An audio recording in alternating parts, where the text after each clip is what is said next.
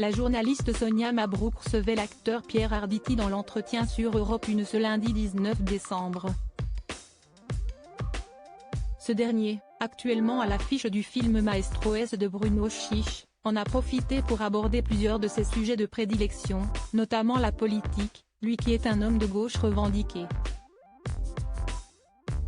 Mais l'homme de 78 ans s'est aussi livré sur une addiction dont il a réussi à se sortir. Pour expliquer qu'il ne fallait pas avoir peur de prendre, peut-être 10 ans, pour résoudre certains problèmes de société actuels afin que les futures générations vivent mieux, Pierre Arditi a fait un parallèle avec sa vie. À une certaine époque, je flambais. J'étais un vrai joueur, si est-il à dire que j'allais jouer dans les cercles et dans les casinos, a-t-il expliqué, avant d'ajouter, un jour mon narcissisme m'a sauvé parce que j'étais en train de me perdre. Je me suis dit, je mettrai peut-être 10 ans à rembourser ce que je dois après l'avoir connement perdu et en ayant perdu la raison.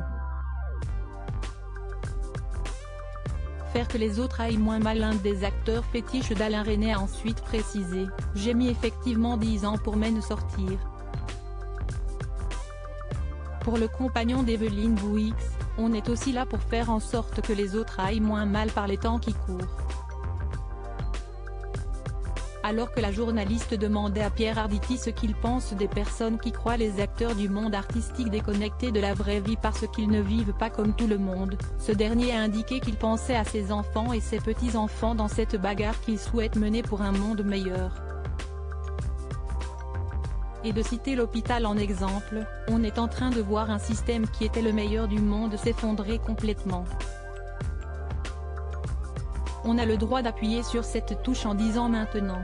Est-ce qu'on laisse cette chose-là se dégrader ou alors on intervient et on prend nos responsabilités?